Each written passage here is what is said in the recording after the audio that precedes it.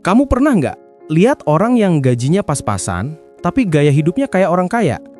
Mobil ada, HP terbaru, nongkrong di kafe mahal. Tapi tiap akhir bulan ngeluh, "Duh, gajian masih lama."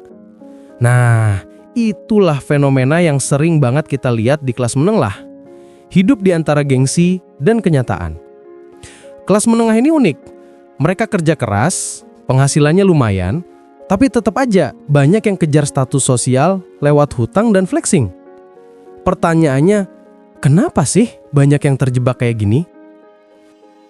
Apa itu kelas menengah? Kelas menengah itu biasanya orang-orang yang udah punya penghasilan tetap. Bisa bayar kontrakan, cicilan motor, bahkan liburan sesekali. Tapi belum sampai tahap uang bekerja untuk mereka. Mereka masih kerja buat uang, bukan uang kerja buat mereka. Mereka juga punya mimpi, pengen dianggap berhasil, pengen dihormati, pengen naik level. Dan disinilah sering muncul jebakan mental. Kalau aku kelihatan sukses, berarti aku sukses. Sekarang coba lihat Instagram atau TikTok. Semuanya berlomba buat tampil keren, padahal belum tentu sesuai realita. Kelas menengah nih paling rentan karena mereka punya akses ke kredit, tapi belum punya kestabilan finansial. Akhirnya, beli iPhone pakai cicilan, kredit mobil biar bisa parkir di depan kafe, dan update story biar dibilang udah mapan. Masalahnya, semua itu bukan kebutuhan, tapi pembuktian. Pembuktian ke orang lain, bahkan kadang ke diri sendiri. 3. Psikologi di balik hutang dan flexing. Sebenarnya bukan cuma soal uang, tapi soal emosi dan identitas. Banyak orang kelas menengah ngerasa harus nunjukin kesuksesan biar dianggap berhasil.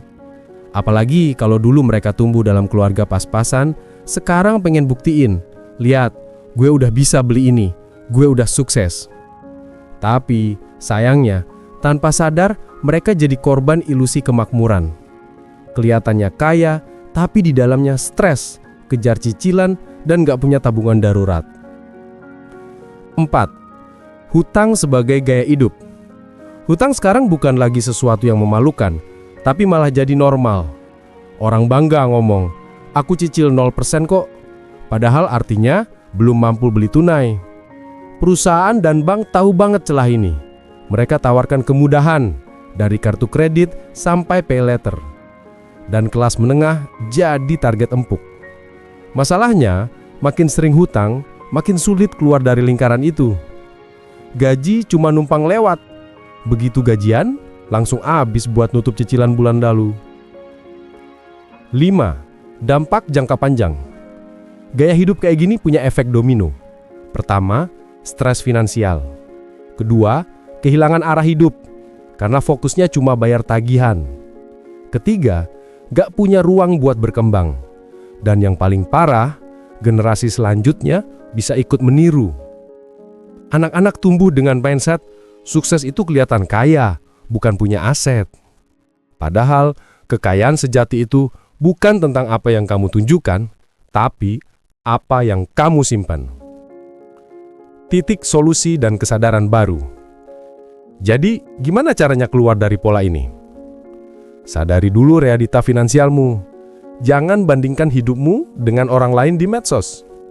Bedakan kebutuhan dan keinginan. Beli sesuatu bukan karena ingin terlihat sukses, tapi karena benar-benar butuh. Bangun pondasi finansial, tabungan, investasi kecil, dan literasi keuangan sederhana jauh lebih penting dari sekedar tampil. Latih mindset baru. Aku nggak perlu terlihat kaya untuk jadi sukses. Dan ingat, kelas menengah bisa naik ke kelas atas bukan lewat flexing, tapi lewat kesadaran dan disiplin. Rico, umur 28 tahun, kerja di perusahaan swasta di Jakarta. Gajinya lumayan, sekitar 9 juta per bulan. Buat ukuran anak muda, Rico bisa dibilang aman. Tapi masalahnya, Rico pengen kelihatan sukses. Teman-temannya banyak yang udah punya mobil, pakai iPhone terbaru, nongkrong di kafe mahal. Rico nggak mau kalah. Dia pikir, kalau mereka bisa, gue juga bisa dong. Kan tinggal dicicil. Akhirnya, Riko beli motor sport baru pakai kredit. Beli iPhone dengan cicilan 0%. Terus, tiap akhir pekan, nongkrong di tempat keren cuma buat upload story, biar kelihatan hidupnya naik kelas. Awalnya semua terasa baik-baik aja. Tapi setelah 6 bulan, cicilan mulai numpuk.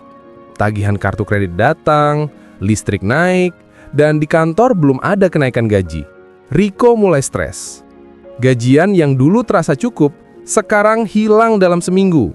Dia mulai gali lubang tutup lubang, ambil pay letter buat nutup kartu kredit. Setiap malam nggak tenang, tiap pagi pura-pura senyum. Suatu hari, Riko ketemu teman lamanya, Dimas. Orang yang dulu hidupnya sederhana banget. Sekarang, Dimas terlihat tenang, meski nggak tampil mewah. Mereka ngobrol di warung kopi sederhana. "Bro, lo kok santai banget hidupnya?" tanya Riko. Dimas cuma senyum. "Karena gue nggak kejar gaya, gue kejar tenang." Ternyata, Dimas beberapa tahun terakhir belajar tentang keuangan pribadi. Dia nggak punya iPhone, tapi punya tabungan darurat dan investasi kecil. Dia nggak pernah cicil barang konsumtif, tapi rutin belajar hal baru dan bantu orang tuanya. Hidupnya sederhana, tapi bahagia. Malam itu, Riko pulang dengan pikiran berat. Dia buka ponselnya, lihat postingan lamanya, foto-foto flexing, gaya nongkrong mahal, motor baru.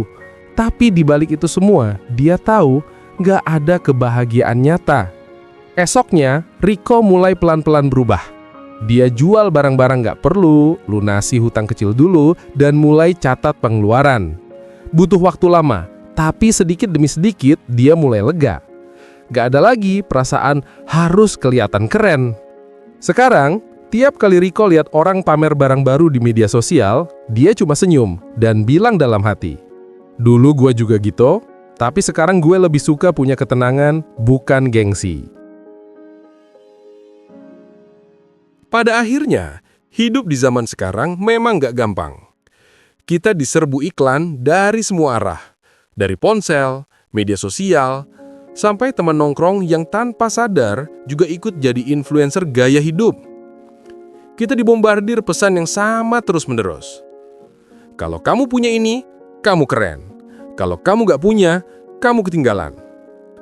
Dan pelan-pelan, tanpa sadar, banyak orang kelas menengah yang hidupnya berubah jadi kompetisi penampilan, bukan perjalanan menuju kedewasaan finansial. Semua berlomba untuk tampak berhasil. Padahal, banyak yang dalam hati masih berjuang buat bayar tagihan bulan ini. Tapi kamu tahu apa yang paling ironis? Kelas menengah sebetulnya punya potensi besar banget.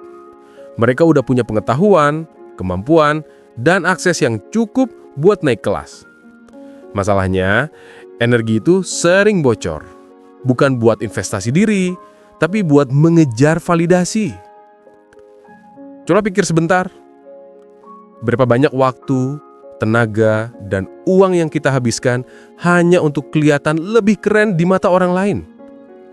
Berapa kali kita beli sesuatu bukan karena butuh, tapi karena takut kelihatan kurang? Dan berapa kali kita merasa cemas ketika lihat orang lain posting kesuksesan, padahal kita gak tahu di balik layar hidup mereka seperti apa. Kita semua pernah di titik itu. Dan gak ada yang salah dengan ingin terlihat baik, tampil rapi, atau menikmati hasil kerja keras. Yang jadi masalah adalah ketika penampilan jadi pusat hidup, bukan hasil nyata. Ingat, ketenangan itu gak bisa dicicil.